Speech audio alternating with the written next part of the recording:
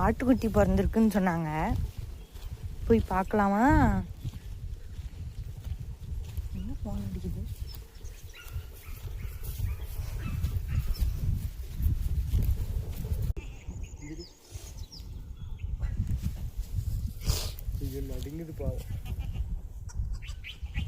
எந்திரிக்க முடியலையா?